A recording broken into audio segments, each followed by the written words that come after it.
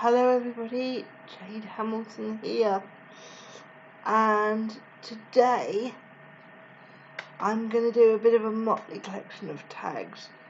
But before I do, I owe all of my wonderful subscribers and viewers an apology because I've not filmed in forever, it feels like, and I really want to apologise for that. I love filming. I love sharing all my bears with you all.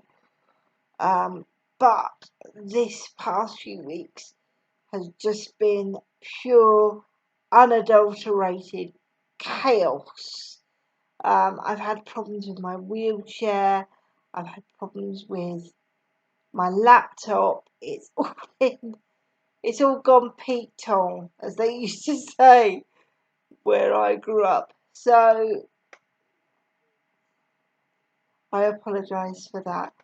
I'm gonna bring on some cubbies and do some tags. I may have to cycle back through them because I've been carrying lots and lots of cubbies backwards and forwards to do all the different tags, and I dropped at least one little one, so I apologise for that. So I may cycle back through the video. The tags are trains, tractors and trucks, which is Becca's tag at Becca's Happy Place. We've got Casual Fun Friday, which is with the lovely Kitty and Totty at Little Wattle Nursery, and they have a kind of sub-theme this week of favourite outfits. We've got Fresh Face Friday, put your teeth back in, Jane, which is run by the lovely Lynn at Night Bella Blessing. We've got Playday Saturday, which is run by my lovely friend Patricia at Patricia's Jolly Dolly Dreams. Oh, goodness me. And we've got Snuggle Sunday with Diane at Lincoln Bloom Nurseries, but I think I will come back to that one later. First of all, let's do trains, tractors and trucks. Oh, blooming heck. Oh, the one day I managed to film, I'm wrecking the place. I'm so sorry, gang. Let's sort this out.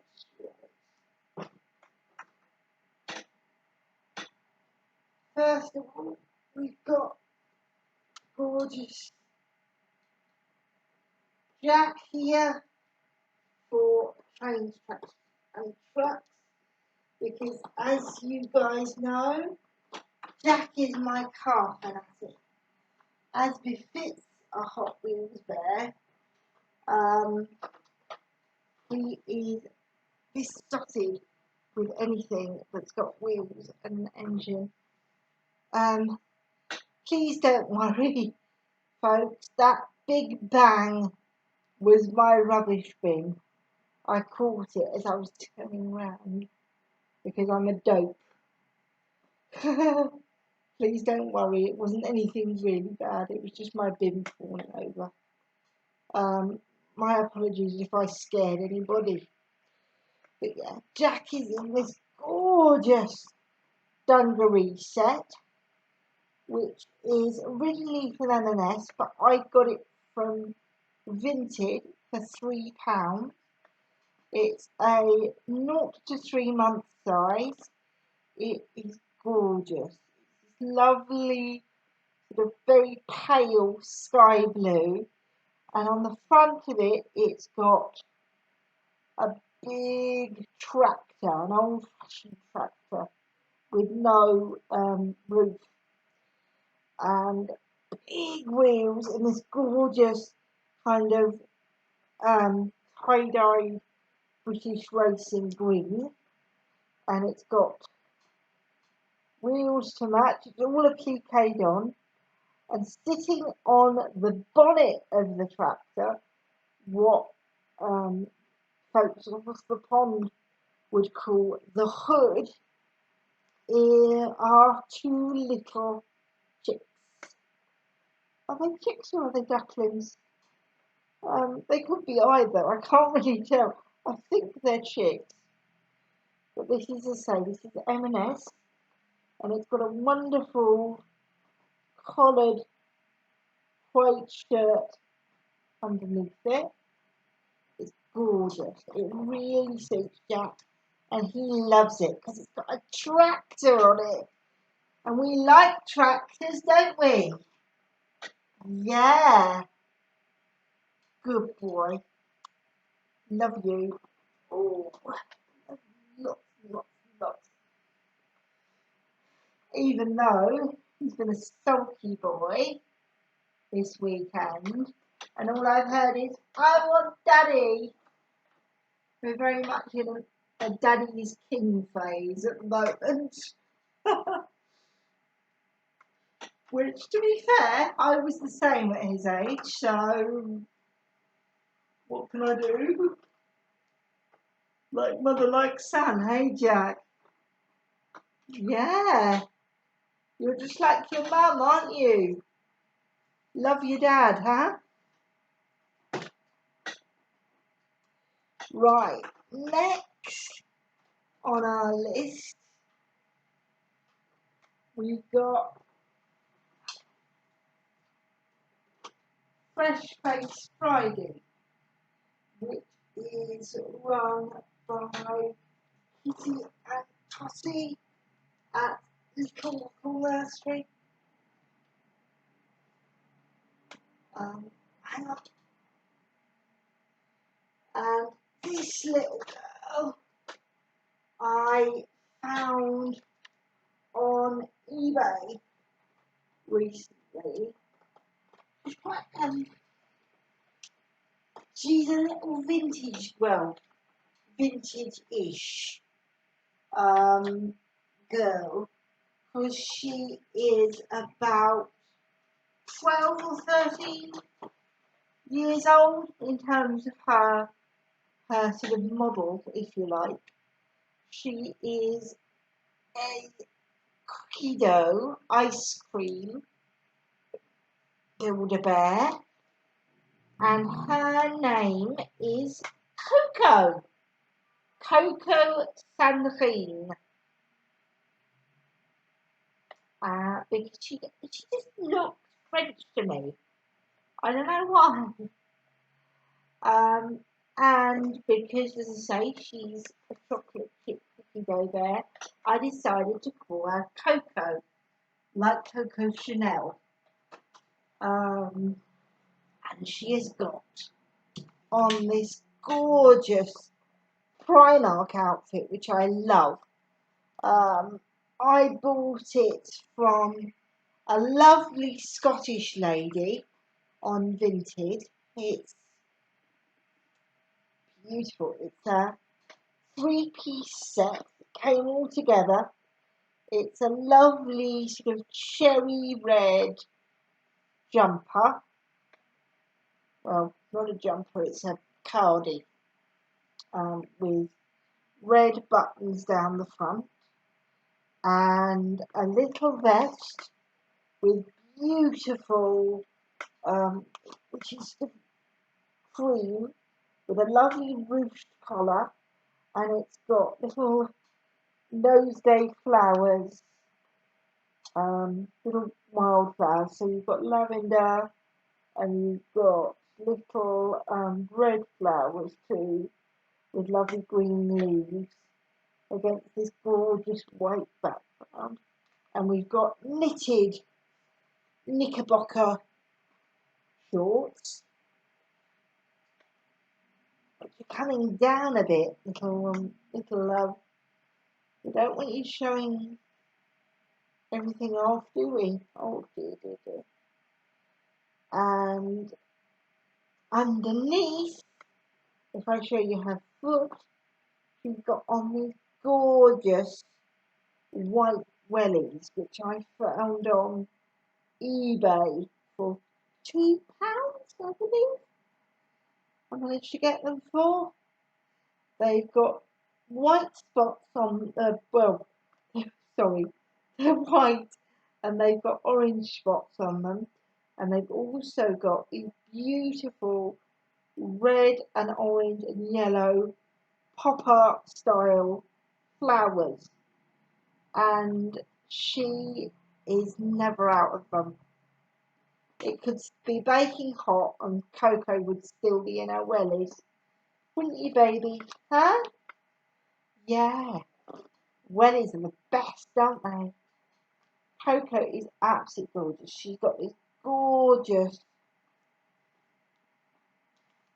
eyes, sort of hazy coloured eyes. She's got a brown nose with a little cookie sort of in the middle of it, and a little black embroidered mouth, and she's very beautifully textured. She's really soft and woolly and fluffy. And as I say, I absolutely love her in this little Primark set. She looks absolutely gorgeous. And as I say, it's very sort of French looking. I can imagine a little French girl walking up and down in this on her way to the école, which for those of you who haven't spoken French in a long time is the French equivalent of primary school.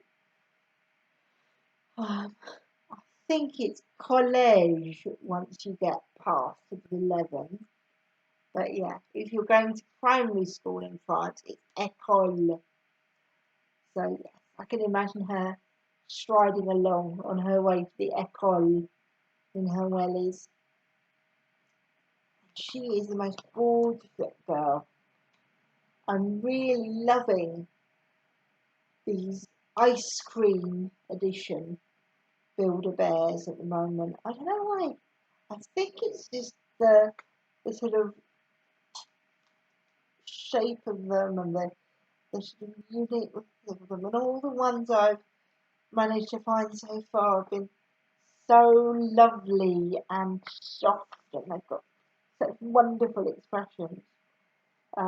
Those of you who have been on this channel have watched this channel for a while will know it's the eyes that always get me. I've always been a big fan of bears with big soulful eyes, because it's the eyes that say to me, "Take me home, mummy, take me home to your house." But yeah. Coco's also got on this lovely orange bib with little white clouds on it and little green hearts that I found again on eBay, and it was via a shop called, what's it now? Jolly Tots. So those of you who like to have props for role play or for when you're on Insta doing photos, do check them out because their prices are really good, and they post things off really quickly. I ordered this bib as part of, was it a 5 or a 6 pack? A 5 pack, I think. And it came within a couple of days, which was even quicker than they said on the website itself. So I do recommend them. So that's our second and third tag. And now on to our last one for now, which is Playday Saturday.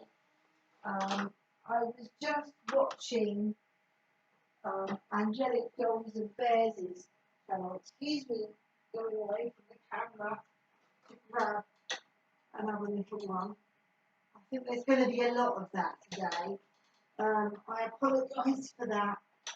I will endeavour to make it quick. Put Coco off.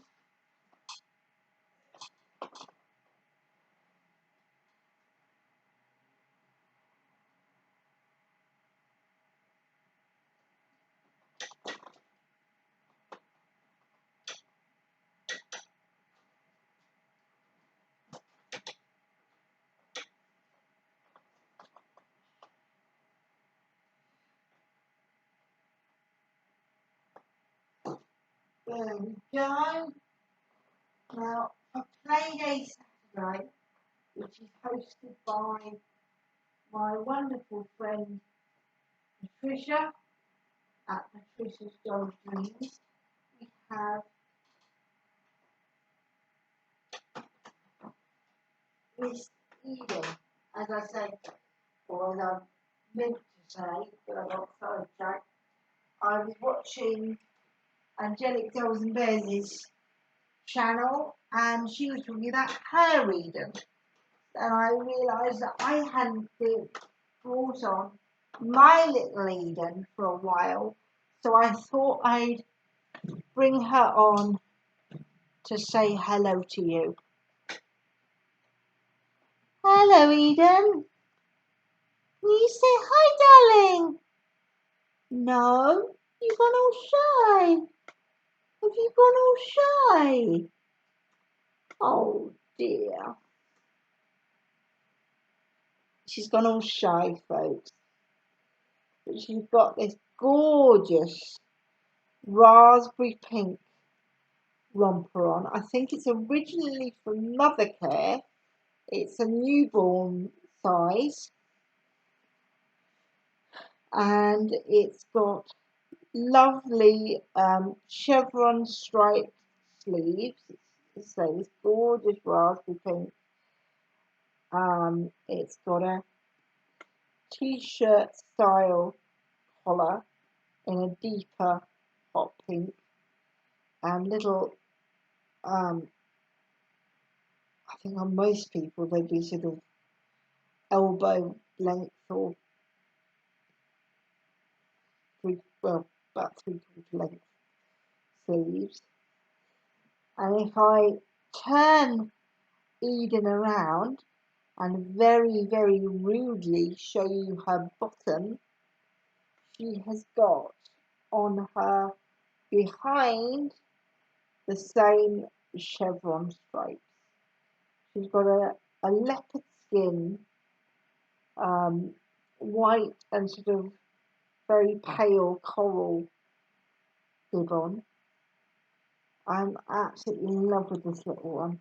She is a pastel bouquet bear with the most gorgeous deep, deep, deep brown eyes.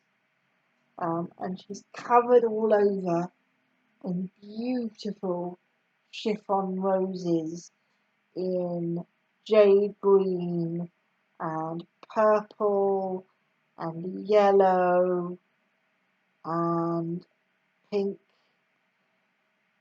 She just is a gorgeous little thing.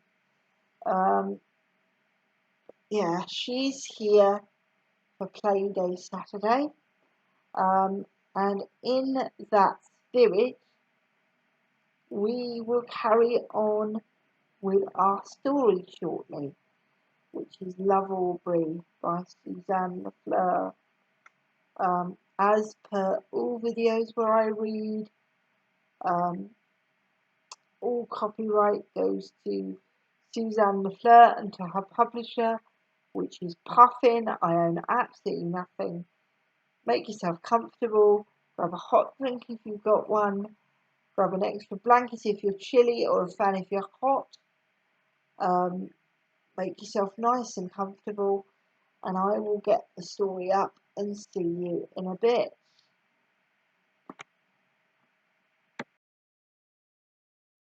I'm starting at chapter 10. I may well have read this chapter before. I apologise if I have, but I'm trying to catch up with myself, so I may rewind a little bit just to make sure that I'm orientating myself properly. So here we go. Chapter 10. I told Gram I didn't need anything, but she said that wasn't true. She said I needed boots, hats, mittens and scarves for the winter, and new sneakers and sweaters. At least 3 more, and a sweatshirt that wasn't so grubby, and a few new pairs of jeans, and certainly one could always use new socks and underwear, and think of all the school supplies. In other words, I didn't have a choice. I found myself sitting in the car on the way to back to school shopping. We went to these stores called The Outlets. I'd never heard of them before, but they seemed like regular stores to me, except more crowded. Even though I tried everything on, I had tried everything in the fitting rooms, Gran insisted that I try it all on again when we got home before I took the tags off. To be fair, I do agree with Aubrey's Gran there. I'm the person who doesn't cut the tag off stuff until I've got it on and I know for a fact it fits. Because then if I have to return it, it doesn't matter. I pulled on a blue striped shirt and a new pair of jeans and walked to the bathroom to look in the mirror. What do you think? Gran asked. I think it looks pretty good. Yeah, it's fine, I said, turning round to look at myself in the back in the mirror. When does school start anyway? When does school start anyway? Oh, middle of next week, Graham said. I walked to my room to try on a different set of clothes. What day exactly? I think Wednesday. No, Graham, what is the date? September 7th.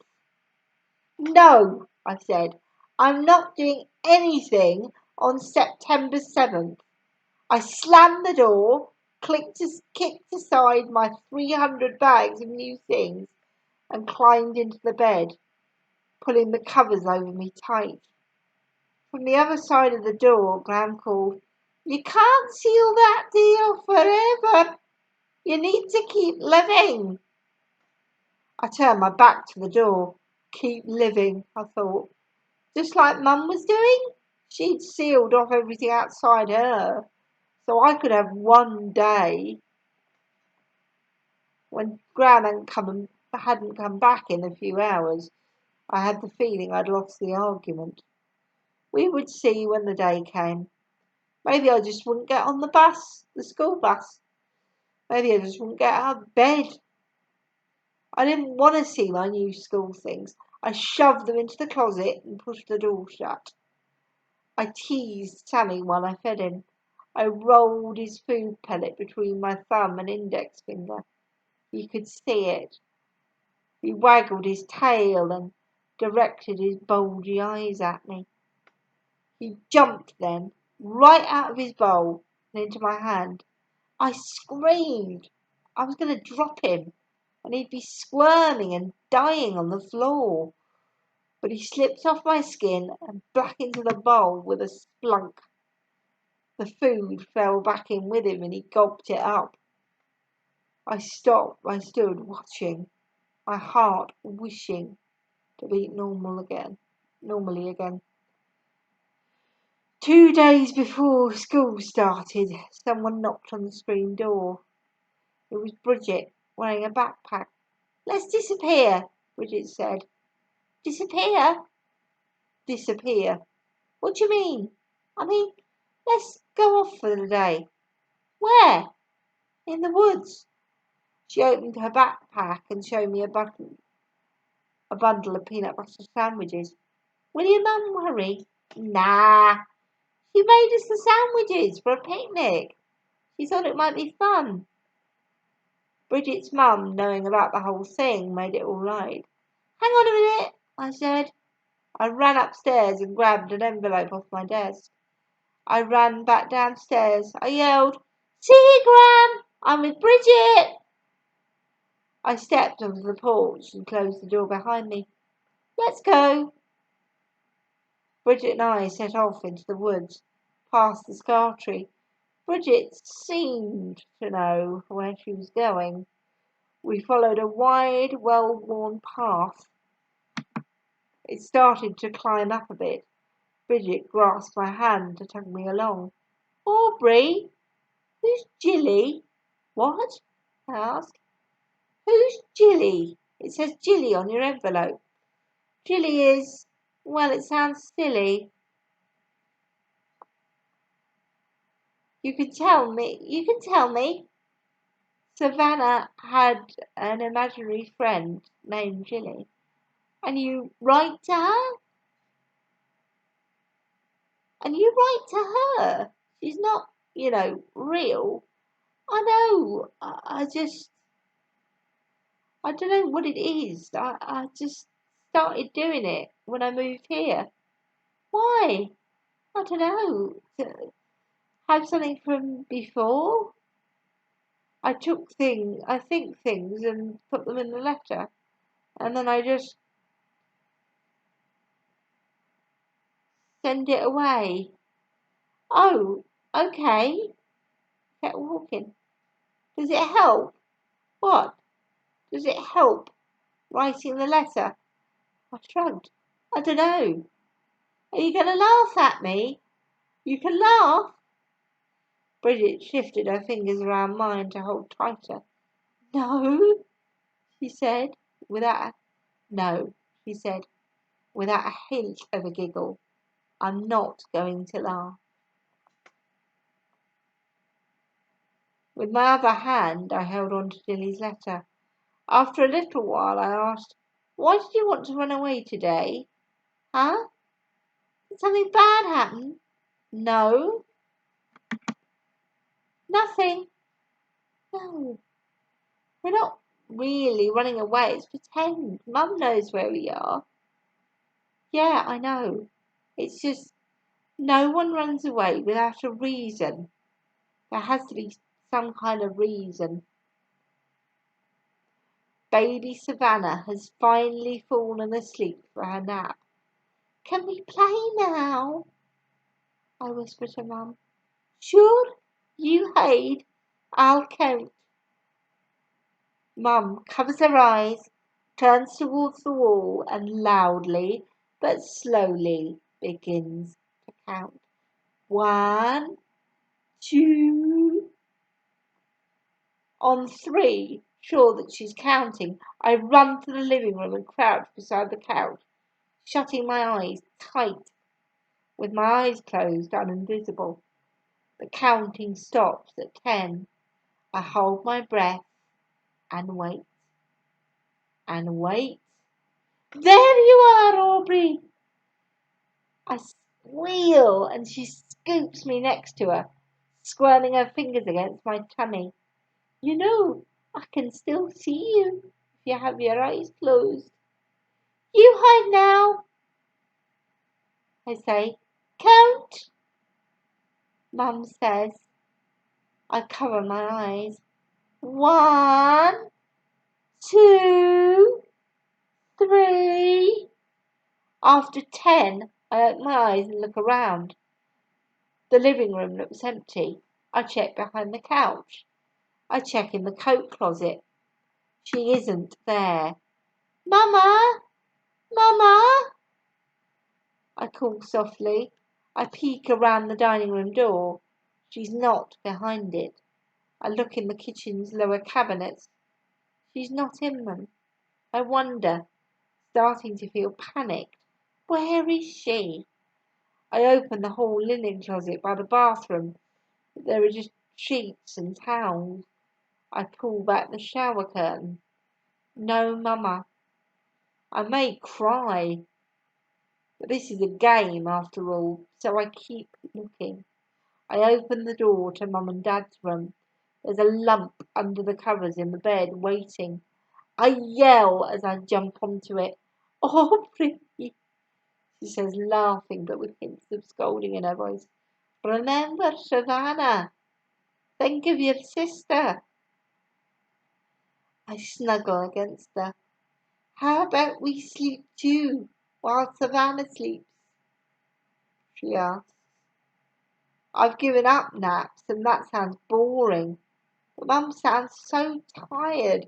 If she doesn't play with me, it'll be no fun.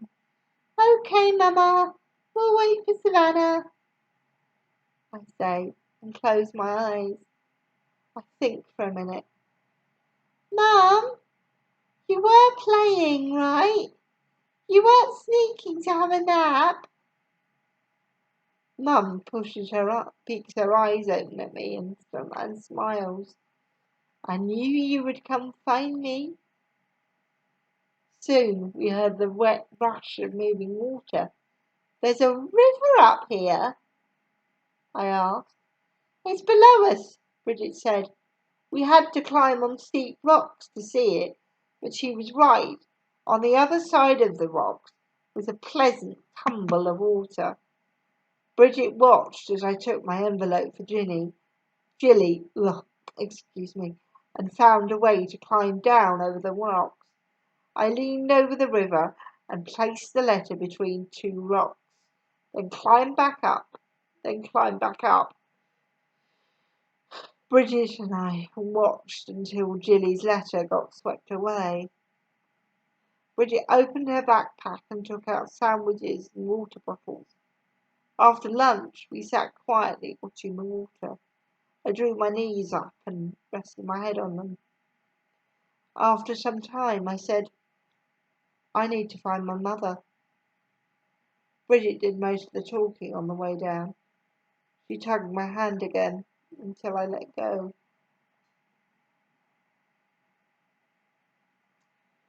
Bridget, by the time we got back, our legs were sore and it was starting to get cooler out. Want to have a sleepover? Bridget asked. Okay. Where? I don't know. Want to camp out? In the woods? In our yards? We decided to camp out on Graham's porch because at least it had a roof if it rained, and if any animals came, we could go right inside quick. Bridget's mum and dad said it was okay, so Graham ordered us a pizza and helped us set up blankets for padding under our sleeping bags. Oh, I love camping. Pizza, that sounds ace. That sounds brilliant, doesn't it, Eden? Yeah.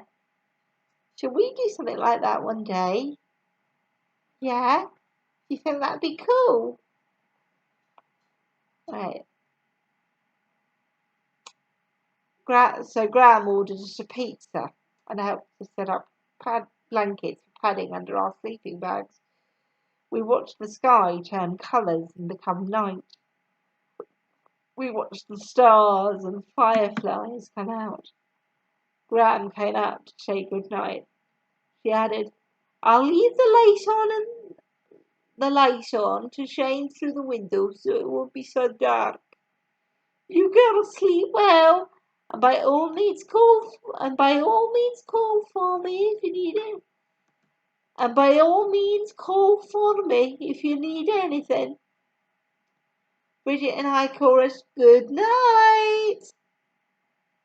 At Bridget's house, someone had left the outside light by the back door on so that she could go home if she wanted to. When Graham was gone, Bridget turned her sleeping bag to put her head on my stomach. She let down her ponytail so that her hair lay across my sleeping bag. I ran my fingers through it. I couldn't help it. It was so shiny and flowy. When I stopped, I just looked at the sky that I could see off the porch. I usually didn't take time to look at the stars. Tonight it looked like someone had blocked out all the light with black cloth and made pinholes for it to shine through. Thinking of it that way made the sky seem small and close, and different from the faraway blue of daytime. "What's going to happen when we go to school?" I asked. "What do you mean?" "You must already have friends," I said. "Not really," Bridget said. "Some, but I came here in the middle of the year last year, so mostly people already had friends. And now we're moving up to middle school, so there'll be different kids. I'm glad you'll be at school with me. I was afraid you'd have all these friends and wouldn't want to be my friend too," I admitted.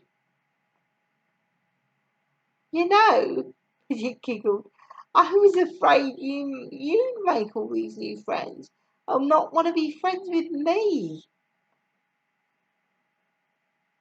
And then we both laughed, our secret worries released and cancelled out.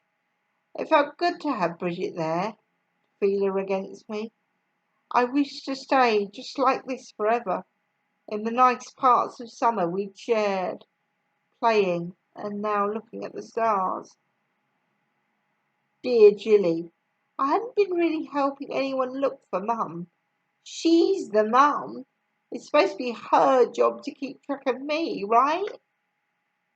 But maybe she needs help and maybe she's waiting for me. I just don't know how to help. I start school tomorrow. I think you know what day it is. Love, Aubrey. It's my birthday. Oh, sorry, chapter 11. It's my birthday. Get up, get up, get up. Savannah's light body slams into mine, jumping, her knee bones and elbows bumping my hips and shoulders. Ow! Get off! It's my birthday! My birthday! Get up later. I am 7. 7, 7. An alarm clock rang. I didn't have an alarm clock. I sat up. I was at Gram's. She must have put a clock in my room. I groaned and lay back down.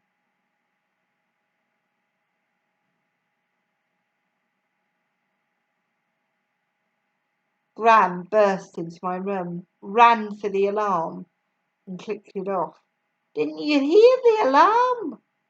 "Yes, yes," I mumbled into my pillow. Gram snapped up the plastic blinds, letting in the too bright morning. "You have school." "I know. Get ready." She left me alone. I walked to the bathroom. I stood over the toilet, staring at the water, wondering whether I wanted to be sick. I decided I didn't. I brushed my teeth, got dressed, gathered my school things, and went downstairs. Gran handed me 2 brown paper bags. "One's lunch, the other is blueberry muffins for the bus. You better go meet Bridget. The bus will be here soon." Gran followed me out to the porch. She felt like an opposing magnet, pushing me invisibly away from her without touching me. Bridget and her family were already outside. Apparently, the bus would pull up in front of her house. Mabel ran around shouting, "School, school, school, school." "Mabel's going to preschool today," her mum explained. "We're driving her there later." I looked for something to say. "I brought us muffins." Bridget's mum looked at me, her smile fading from cheerful to sad. "That was a good idea." "It's coming!" Bridget shouted. The bus rumbled up our bumpy road. It was already full of children. "Bye, Bridgie!" Mabel shouted, not breaking the circle she was running. Bridget's parents, her dad holding Danny, kissed Bridget's cheeks. She boarded the bus. and her dad snapped a picture with his free hand. Bridget turned to the top step and called to me, "Come on, Aubrey!" Graham kissed my temple and gave a gentle push on my backpack. "Have a good day, sweet." Bridget's mum set a light hand on my shoulder as I climbed onto the bus. Bridget led us to the middle of the bus, where there was an empty seat. She paused so that I could move past her to the window and hopped in beside me. We put our backpacks where our feet should be, our feet on the vinyl seat backs in front of us. We picked at our blueberry muffins, starting at the sugar-crusted tops and working our way down. Bridget turned towards the aisle for a few times to join in conversation. After a lifetime of sitting, it felt, we pulled up to the school bus drop-off. "You ready?" Bridget asked. I was still staring out the window. "She didn't say anything about her," I said. Bridget didn't ask what I meant.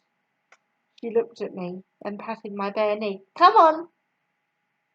We scooted off the bus and joined loose lines of kids parading to the school building. I didn't know where to go. "Go to the office," Bridget said. "They'll give you a schedule. We got ours on the last day of school." Bridget came with me to the office and greeted the secretaries. I mumbled my name and that I needed a schedule. In the UK, the schedule that Aubrey's talking about, we call a timetable.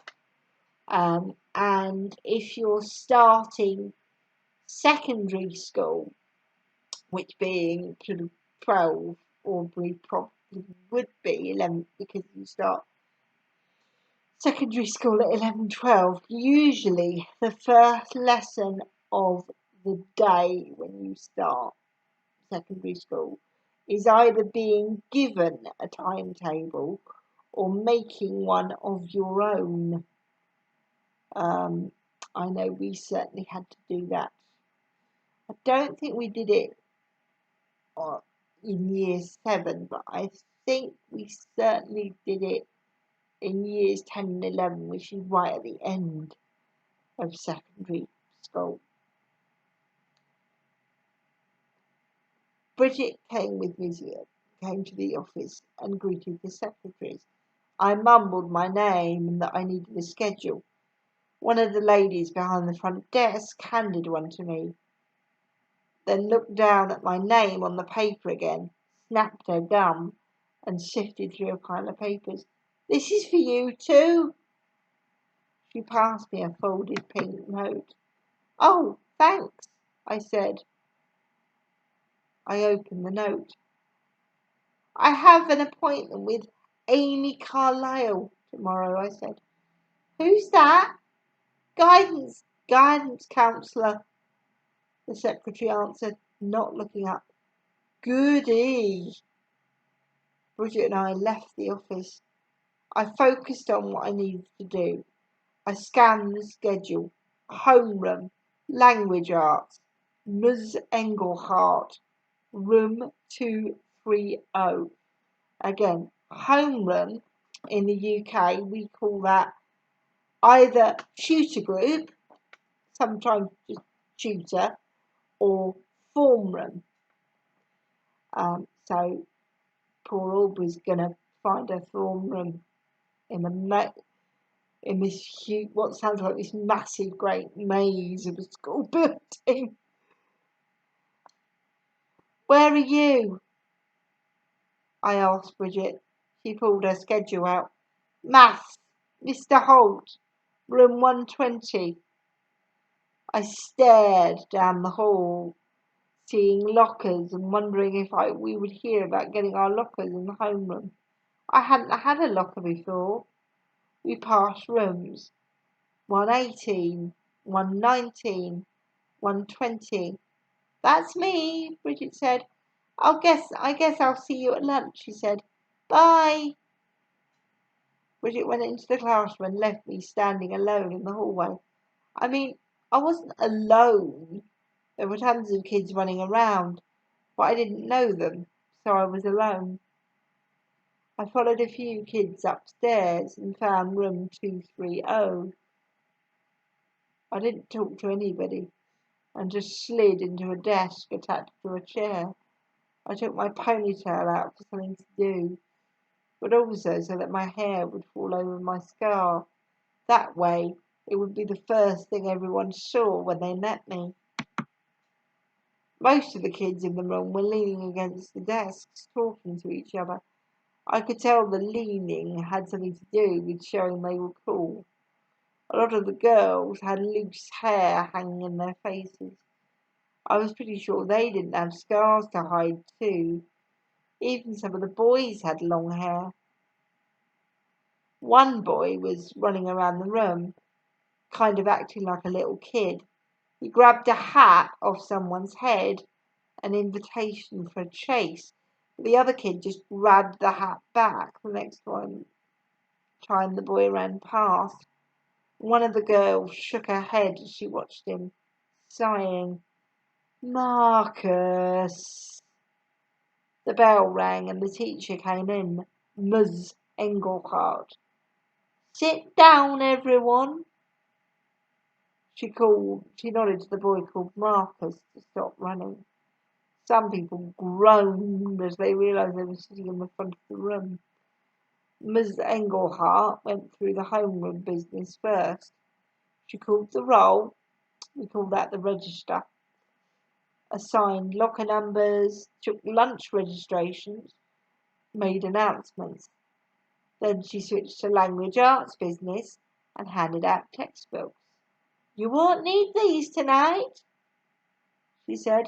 Tonight you are going to do the classic first day assignment. It will be a letter to me to help me get to know you and also get you used to writing after a sleepy vacation. Can anyone guess the assignment? A boy raised his hand. Mr. Cho, how I spent my summer vacation, he recited. Excellent. Yes. For homework tonight, please write me a letter on the subject how I spent my summer vacation. Super. That sounded like the best assignment ever. I decided I hated Ms. Engelhardt as the boy in front of me passed the printed list of course expectations.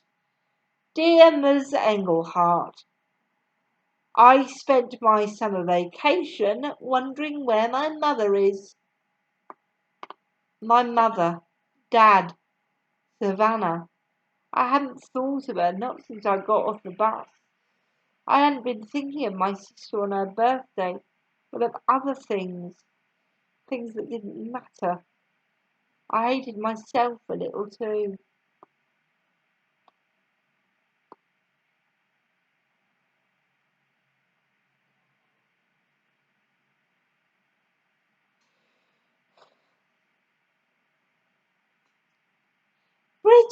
Bridgie, listen to me about school, Mabel shouted, running to Richard and got off the bus. Later, Mabel, said Bridget. I want to hang out at Aubrey's. I'll come, said Mabel. No, said Bridget. Go away. But I want to tell you. No, said Bridget. I want to talk to Aubrey about school. Mabel scrunched up her face, burst into tears, and ran inside. Go, I said to Bridget. Go be nicer to Mabel. I have to do my homework anyway. As I walked to Gran, she came out onto the porch. How was it? How was what? I asked. My backpack was heavy with new to me but already old and used school books. I held the bag low in front of me, kicking it as I walked. How was it? How was school? Gran asked, looking concerned.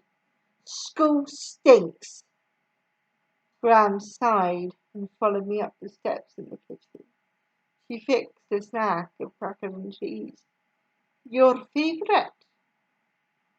she pointed out. I know, I said.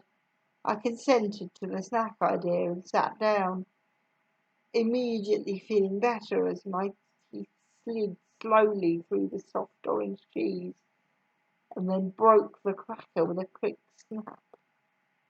Graham poured a glass of cranberry grape juice.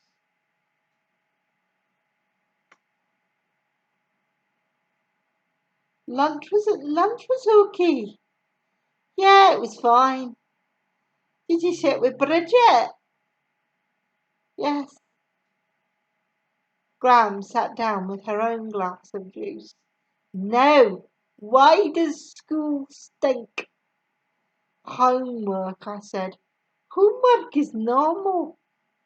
Gran said. What do you have? I have reading and questions for science, a page of reviewy stuff for maths, and a map to memorise for social studies. You can handle all that? You can handle all that. And I have to write a letter. A letter? A letter. How I spent my summer vacation. Oh, said Gran, understanding. You can handle that too. I don't want Ms. Anglebreath to. Ms. Anglebreath? I shook my head, wanting her not to get mad at me right now. You don't have to tell her about everything you did this summer. Just pick one little thing to tell her. Tell her about, I don't know, riding the train or meeting Bridget. She doesn't have to know anything you don't want her to, and you don't have to write about anything you don't want to.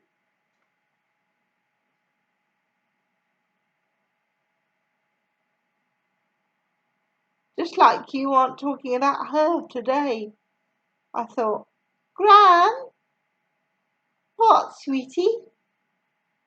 Do you think you can take me to a toy store? Yeah, we can go right now. I'll get my purse. I had money, $80 in my sock upstairs, but if Gran was willing to pay, that was better, because who knew when I would be on my own again and need it. We drove to a toy store. Gran handed me a 20 and sat in the car so I could go in by myself. I looked and looked up and down all the aisles, and finally I decided on a board game. It came in a container the size of a shoebox, not a flat game box. The players were princesses, and you had to collect jewels for your crown by answering questions and make your way through a forest. It cost $12.99. The most important thing was that it said on the side of the box, ages 8 to 12. The guy at the counter put it in a bag, and I went back to the car. Gran didn't ask what I bought. She drove us home. When I got there, I went to the upstairs hall closet and got the green and blue striped wrapping paper out and wrapped the present on the floor in my bedroom. I carried it downstairs to the kitchen and set it on the table. Gran had been at the counter having a glass of water. She put the glass down and left the room for a minute. When she returned, she carried a box wrapped in the same paper. She set it on the table next to mine. I've had it for a while, she said. I didn't want her to say anything. Savannah would walk in the door, see the presents, shake them, ask to open them now. After dinner, Gran would say. Dinner would be frozen chicken fingers baked in the oven, and then white cake with pink frosting. I fixed my eyes at the kitchen doorway, willing her to walk through it. Try, Savannah, try. You might still be okay if you want to be. My eyes started to get swimmy. Gram set a hand on my shoulder. Aubrey, she said gently, I just thought it would help the present so she would know I didn't forget. She knows, darling. She knows. I looked at the two presents. What should we do with these? Put them in the attic, Ram said. I didn't question her reasoning, but I scooped up the presents and carried them carefully upstairs. Daddy stands in the doorway. Then he bursts into a big smile, rushing into the room and scooping me up in his arms and throwing me into the air. She's here, Aubrey. Who's here? Your sister. She was born just 2 hours ago. She and Mama are sleeping at the hospital. But come on, let's get your shoes. We have to go and see them. I hurry to get my shoes. I am happy. I am happy to leave the neighbour's house because they have a big, furry, barky dog, and because the house smells like tacos, even though no one is making tacos. But I'm also happy because Daddy is so happy. I have never seen him this happy, this excited. I grab a pink tennis shoe and shove my feet into it. But it's the wrong foot, and Daddy has to pull my foot back out again and find the other shoe. When he stoops down to help me, he doesn't bend his legs enough at first and ends up falling on his bottom.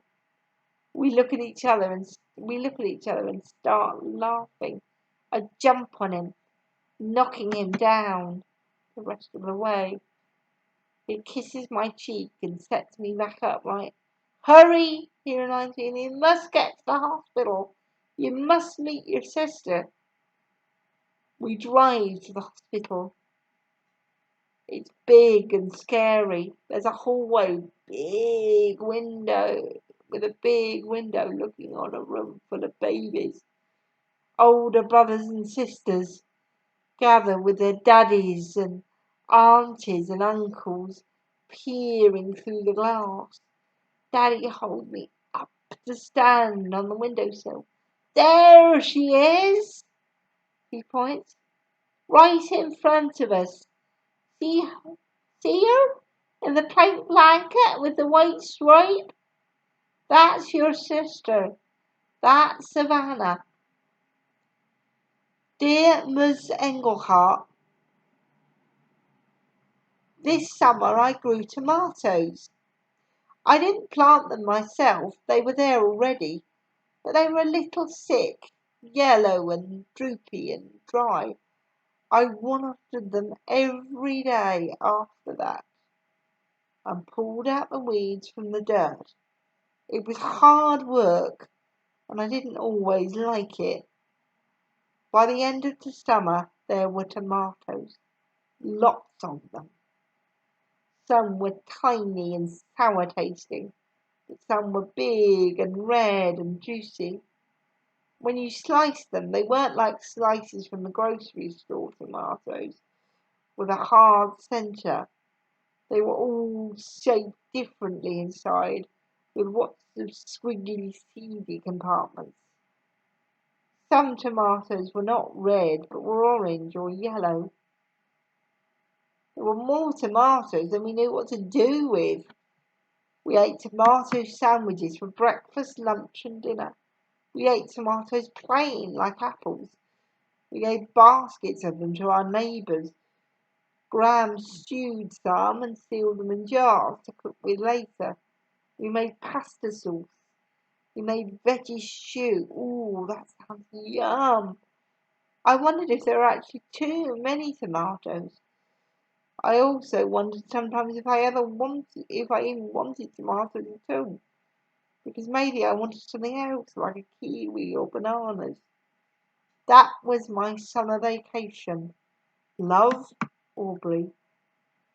Chapter 12. Amy Carlyle's office was a small room round the corner from the main office. I skipped science to get there at 10 o'clock. The door was shut, so I waited outside.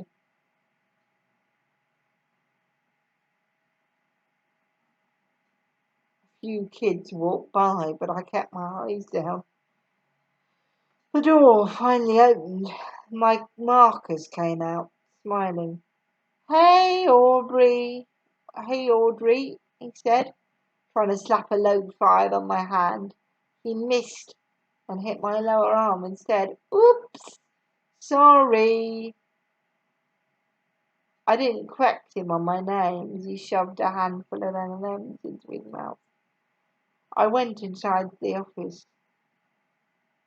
If Marcus was the kind of kid who came to see Amy Carlyle, I didn't need to. She looked nice, sitting in one of two cushy chairs with a notepad on her lap. Her hair was straight and dark, with no frizzes, and it hung in different lengths around her face. Hi. Hi, Aubrey? Yes, ma'am, I said, dropping my backpack and sitting in the other chair. Please call me Amy, she said, getting up and closing the door. Did your first day go all right? Yeah, it was fine, I said. What kind of kids do you usually see? Kids aren't kinds, Aubrey. Everybody's different. Everyone has his or her own stuff to deal with in life, right? I guess so. So sometimes people find it easier to talk to a grown-up who's not their teacher or who doesn't live in their house. I am here to be that grown-up to people who might want to talk a little.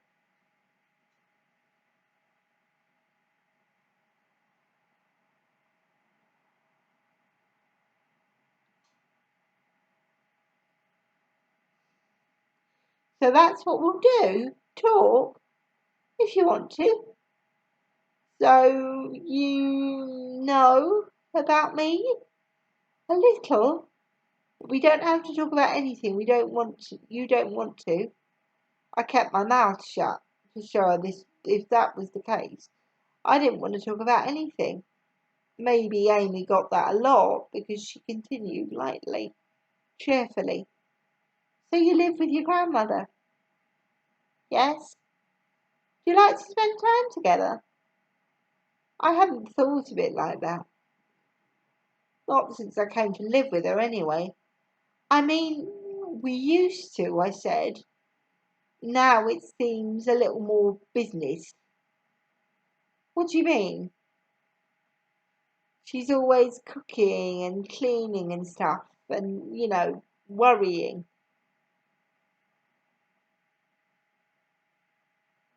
Have you made any, Amy nodded. Have you made any friends here yet? Yeah. Wonderful, Amy said. Well, good, good. Does schoolwork seem manageable? I guess so. I think the easiest way to adjust to a new school is to make sure you adjust academically and socially. Wouldn't you say so? Sure, I said, feeling like it was kind of a stupid point. So I'd really like you to try and keep up with your homework, okay? Also, this first week, I'd like to sit with someone you don't know at lunch. Do you think you could do that? I nodded. Amy wrote something on a notepad, tore off the top sheet, and handed it to me. That's our next appointment. I want to hear how everything goes. If you want to talk between now and then, stop by. If I'm not here, ask at the office and they can help find me, okay? Okay, I said, looking for her, though I couldn't imagine looking for her before our next appointment. Don't forget to take me some M&Ms from the jar, she said. Oh, I'm fine, thanks. As I left her office, I wondered if everyone who walked by wondered what was wrong with me. After school, I was sitting at the kitchen table doing my homework when Gran came in from gardening. She was all dirty and looked like she was hot. Well, she announced, I suppose that's the end of the garden for this year. She wiped her hands on her jeans and put a pot of water on to boil. That's the spaghetti water, she said. You'll keep an eye on it for me while I go take a quick shower. Graham, who was gone maybe 5 minutes. Graham was gone maybe 5 minutes when the phone started ringing. I stared at it. Graham! I yelled. Phone! The truth is, I was afraid to answer it, but Graham seemed to either spend all day on the phone or waiting for it to ring. She would probably be mad at me if I didn't pick it up. I ran to the bottom of the stairs. Graham! I yelled. Again, she must have been in the shower already. Another ring and the person would probably hang up. I ran back to the kitchen, held my hand on the phone for one more ring, picked it up, and then clicked the talk button. Hello? I asked, hoping whoever was on the line couldn't hear my pounding heart. Hi! I didn't recognize the voice, but it was a woman. Who's this? She asked. She sounded extremely worried. That was a funny question. She was the one who called me. It's Aubrey, I said. Oh, thank God! Are you all right? You're with your grandmother? Who's calling? I asked. It's Aunt Janet, she said. I don't have an Aunt Janet. Just then, Gran, who must have heard the phone from the bathroom after all, came running into the kitchen, dripping in a towel.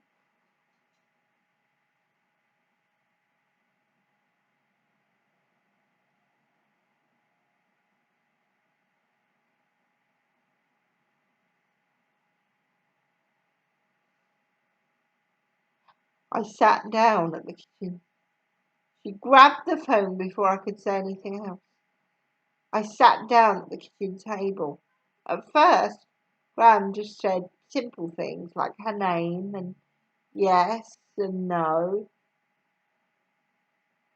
and a few things about me that I wasn't by myself was one. But then she was saying, thank God, thank God. And she held her towel tightly around her chest. My ears started buzzing. It felt like Gran was speaking in a faraway tunnel. I got up from the table and then, moving more and more quickly, made my way upstairs. I rushed to my bed, lay down, and counted my breaths, waiting. An hour and 1,000 breaths later.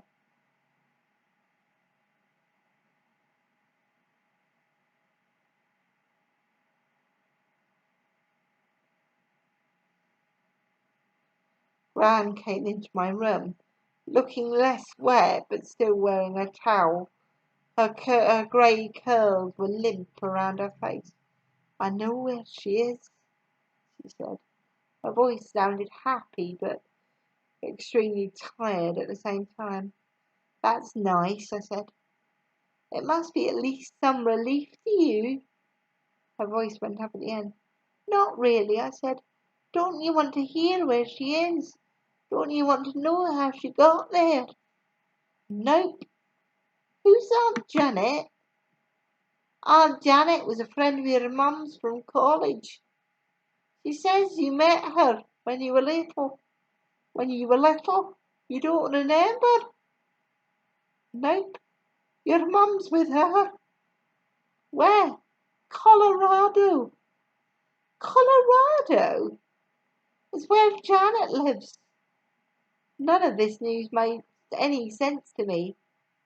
She's okay. She's safe.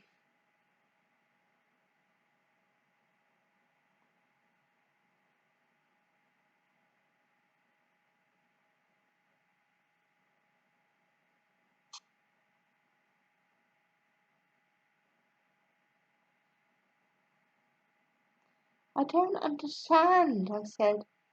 I don't understand. When Gran didn't respond, I repeated it a third time. If she was okay, then what was she doing in Colorado? Why wasn't she with me? Aubrey, Gran said. I'm going to be sick, I said.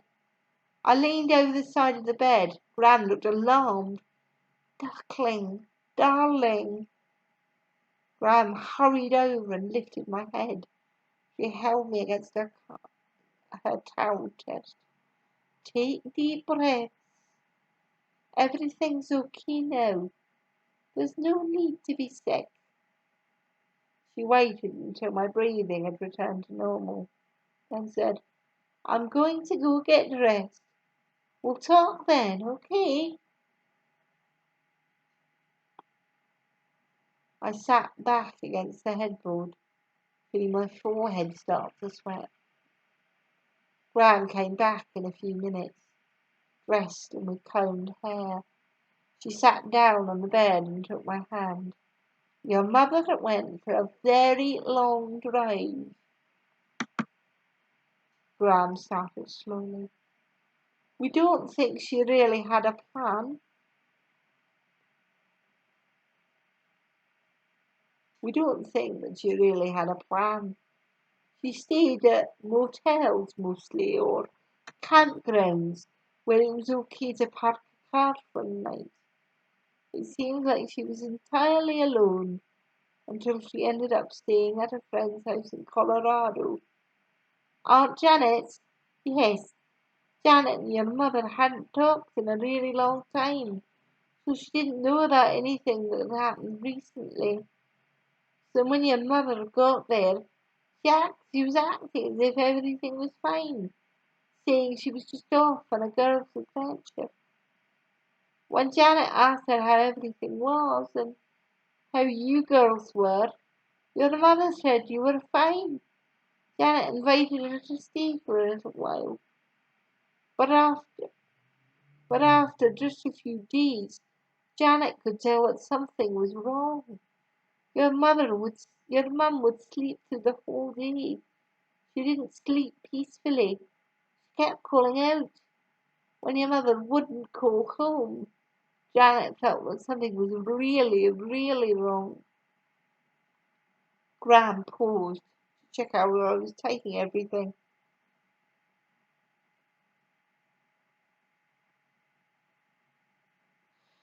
I had my eyes shut, but I was listening. She got your mother to talk about it this morning. She realized that you'd been left behind. She didn't know who to call, but she found your mum's address book in her things and called the phone number that said, Mum. You, I said. You, I said. Gran nodded. That's the whole story? I asked. That's all you know? There's a little bit more. Gran said. I talked to Uncle David too. He's going to get her. He's leaving right away. He'll bring her back to he'll, he'll bring her back to Virginia and take her to the doctor. Not the kind who checks your bones and things like that. The kind who checks your feelings.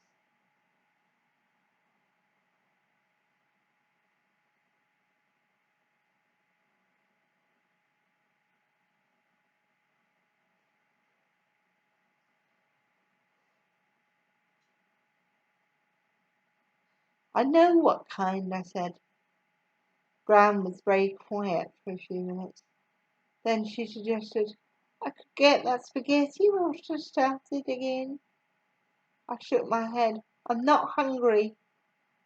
I'll leave you alone. I'll leave you alone, Pam said. She got up and went to the door. I got under the covers as if it was bedtime.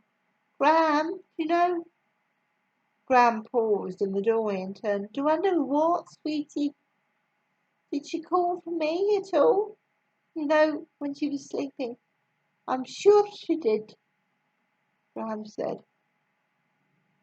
After Gram left, I felt like I'd eaten a whole pot of spaghetti and that it had turned into squirmy worms in my stomach.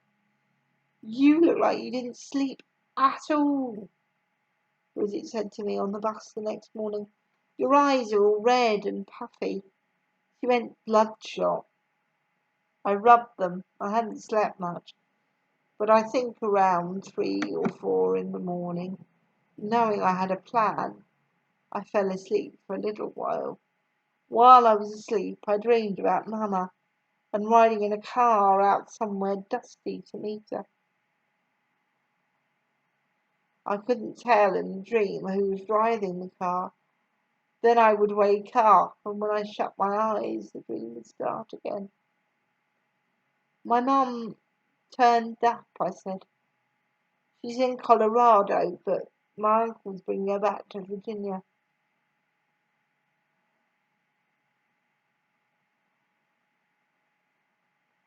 Oh, Bridget said, that's good, right? I shrugged. What are you going to do? She asked. When Mum left, I couldn't go after her.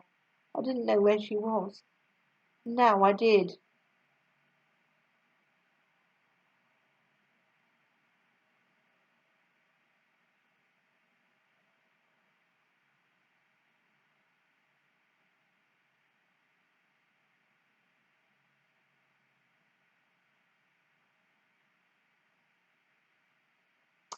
Bridget looked at me. Then she gasped. She wrestled my chubby backpack out of my hands, and unzipped the main section.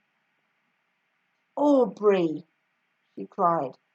She lowered her voice. Aubrey, no! I snatched the backpack and shoved the jeans, socks, and underwear, peeking out quickly back in. How are you planning to get there? She whispered. Train, I said. I knew that the $80 in my pocket wasn't going to get me all the way there on the train, but it would be a start. Or the bus. There are plenty of buses in this country. No, she said. I hadn't yet considered bicycle, but that was a good option. I could steal one at school. It would take a long time to get there, but I knew how to take care of myself. I have to, I said. If I leave now, I can be back in Virginia by the time she gets there.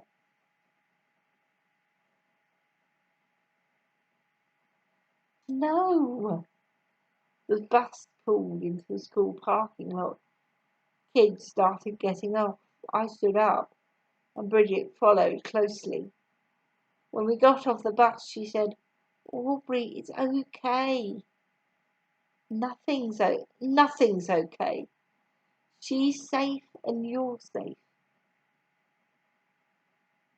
I shook my head and walked into school with my fat backpack. I hadn't had room in it for homework or books, so I wasn't quite sure while I wandered to class to get into trouble. I knew that with people coming into school, it would be too hard to sneak away first thing in the morning.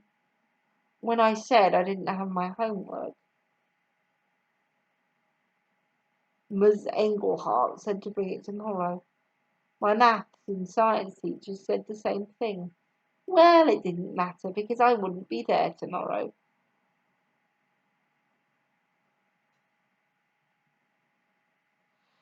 At lunchtime, I didn't go into the cafeteria. Instead, pushed open an exit-only side door and slipped outside.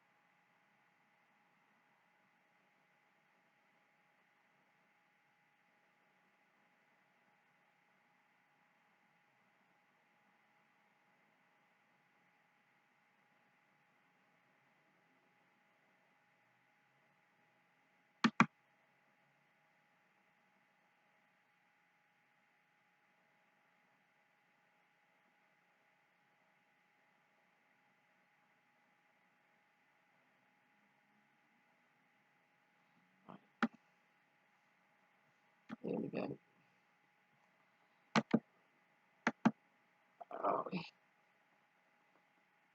Oh, I've lost my place.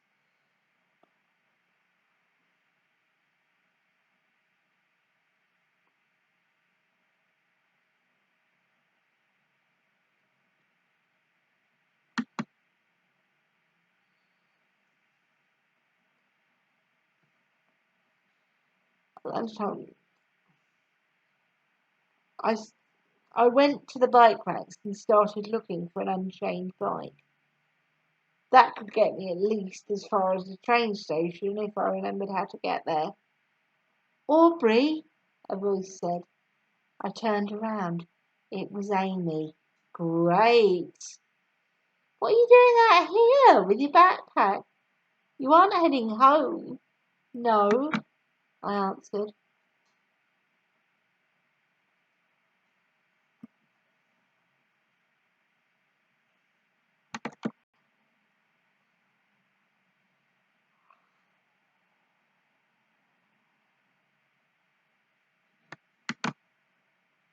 Come inside. I want to talk to you. Amy ushered me back inside. Gram must have called her. I should have known. I dropped with a thump into one of the chairs in Amy's office. I saw you leave the building, she said, but I wasn't sure where you'd be going right now. Is everything all right? I didn't know what to say. I didn't know if my news was good news or bad news. If it was good news to know where Mum was and that she was okay, why did I feel so hurt and upset? There was a knock on the door. A secretary poked her head in. Aubrey's grandmother is here to pick her up, she said. I was surprised to hear that. Had Gran heard something else? Had Mum herself called? I'll walk her to the office, Amy said. The secretary closed the door. Before we go, is there anything you want to talk about? I shook my head. Amy walked to meet Gran in the front hallway. They shook hands and Gran thanked her. Gran said she'd already signed me out, so we walked to the car. When I opened the door, I was surprised to see a plastic bowl with a lid on it sitting on the passenger seat. What's Sammy doing here? I asked.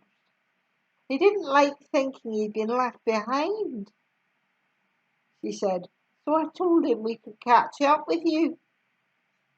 I picked up his container, got in, and put him in my lap. Graham got in too, but both doors were still open. Graham didn't even bother to put the keys in the ignition. How did you know? I asked. Let's just see. A nice little girl we both know told a little lie. When she found herself without her friend in the cafeteria, she said she was sick and had to see the nurse. And then she told the nurse she had to go home.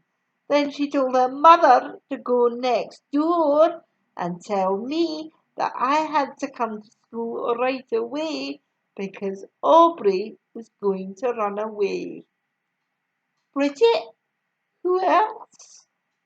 I didn't say anything. I talked to her today, Ram said. Bridget? No, your mother. Oh, my heart started pounding. Maybe Gran had brought Sammy because she was going to take me there. Maybe she was going to put me on a plane and send me back to my mother. What did she say?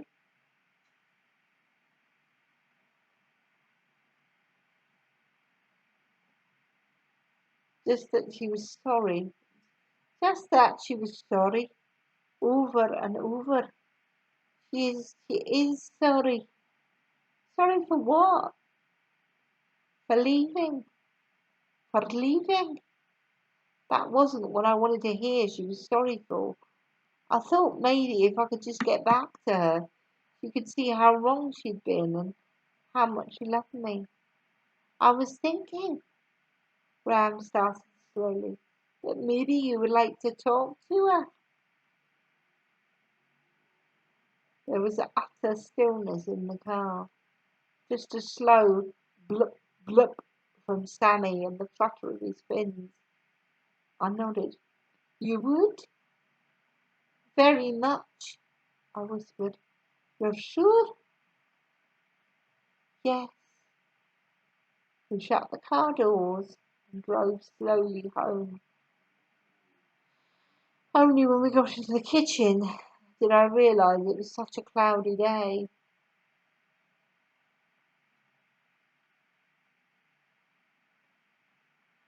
Without the lights on, even though it was just 1 o'clock, it seemed so dark inside the house. We left the lights off. I sat down at the kitchen table. Gran, can I go up to bed? I'm really tired. She nodded at me as she dialed. Hi, Janet. Yes, it's me again. Yes, Aubrey would like to talk to her. In a few minutes? Sure. We'll be here. Thanks. Gran set the phone on the table by me. She's going to call in just a minute. I nodded to show I understood. At least 5 minutes passed. I stayed right there, waiting. When the phone rang, I jumped. I pressed the talk button and held the phone to my ear. I didn't say anything.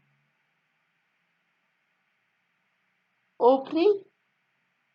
It was my mother's voice, but it was heavy, the way it had been since the wreck. My heart was pounding in my ears. Maybe she could hear it. Aubrey, sweetheart, she said again. I'm so sorry. She was starting to cry. I'm so sorry. I listened. I could hear something soft like breath and something rustly like tissues brushing against the phone. Can you hear me, Mama?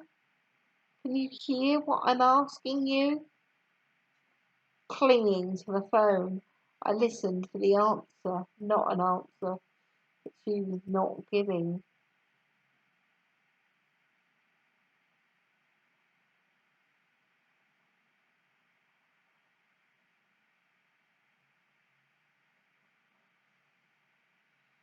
I took the phone from my ear.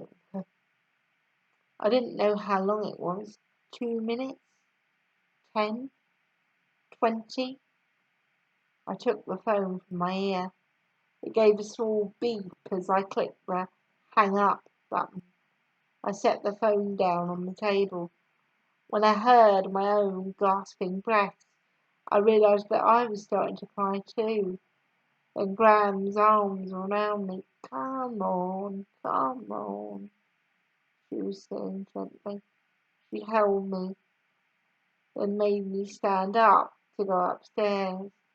She put Sammy back in my hands, and when we got to my room, she took the container and poured him back into his bowl. I climbed into bed, and Graham patted my hair as I cried. Then I was ready to do what I'd fought against the night before, and I fell asleep. It was even darker out when the door pushed open. A small figure stood outlined in the bright light of the hallway. Bridget. She stood, just waiting. I'm not mad, I said. You can come in. Bridget kicked off her tennis shoes, wiggled her arms out of her coat. She left her things by the door, which she closed behind her. She ran for the bed. I lifted the edge of the blanket and she snuggled against me. I'm sorry, Aubrey, she said. I had to.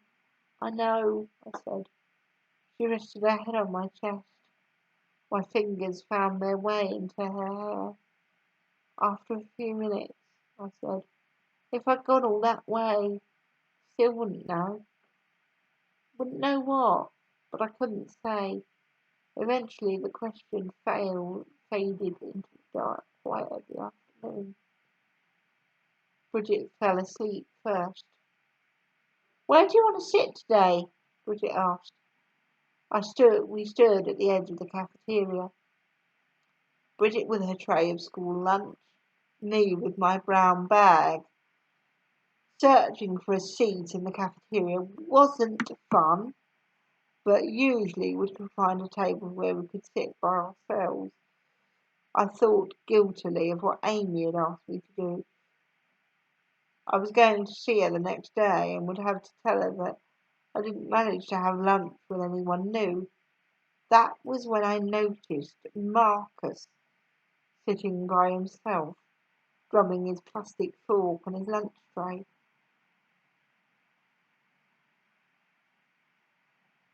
"Let's sit over there," I said. "Where?" she asked. "There, with Marcus." "Who?" I nodded towards him. Bridget raised her eyebrows. "Why?" "Just 'cause," I said. "He's all by himself."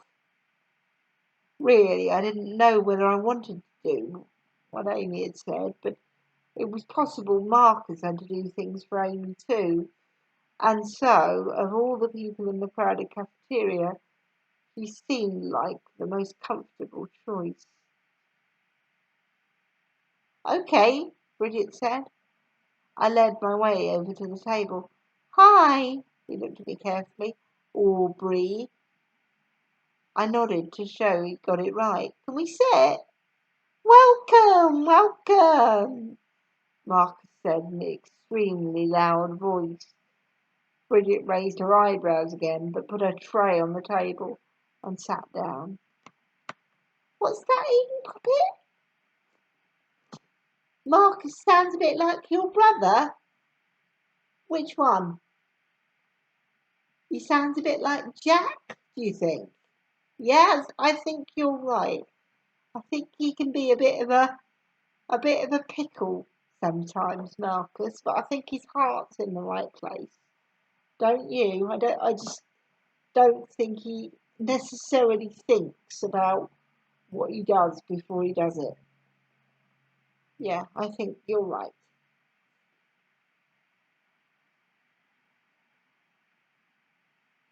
Mm. I sat down too and took out my ham sandwich, my orange, and my chocolate pudding. After his big pronouncement, Marcus had gone back to playing the imaginary drums on his lunch tray. "You guys are in the same homeroom?" Bridget asked. Marcus and I nodded.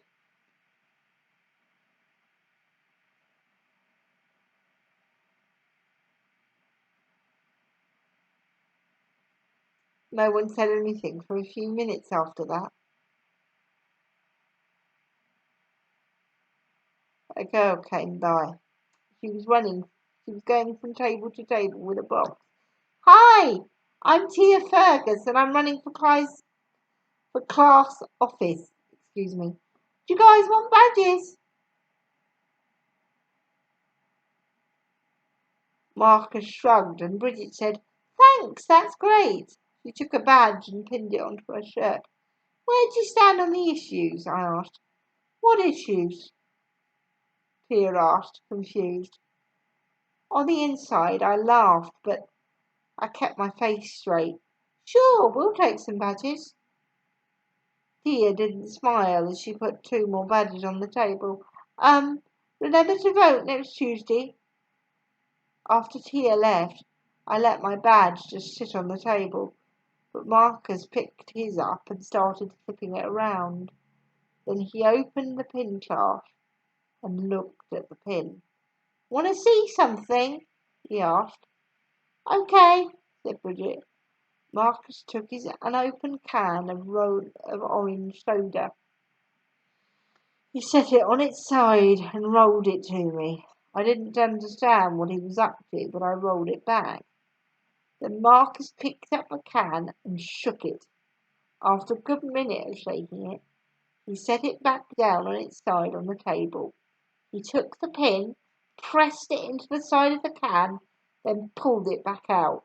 A fountain of orange soda shot out of the can as a fizz of orangey foam slid down the side.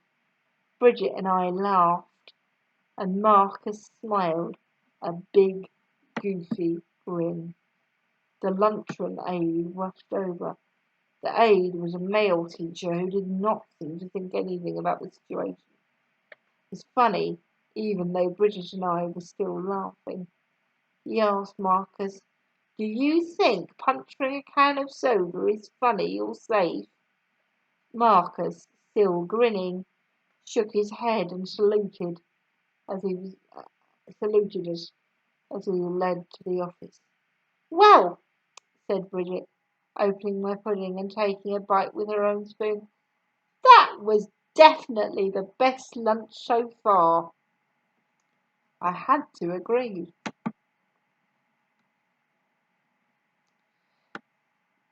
And at that, I will leave it there for today.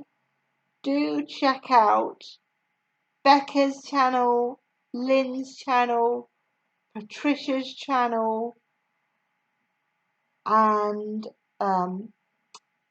what's it? Kitty and Totty's channel. God, I'm getting old, Eden. I'm forgetting things. I'm also going to give a shout out to my wonderful friend Jay at J Dolls UK and her tag New Dolly Clothes, because all my bears are in outfits that are not new, but they're new to me. Thank you so much, everybody, for watching this very long video. I really hope you enjoyed it. Thank you so much for watching, subscribing, commenting. It really makes my day when you do. And Eden and I will see you soon. Can you wave, Eden? Good girl. You wave bye-bye. That's it. Thank you so much for watching, everybody. And I'll see you again soon. Cheerio.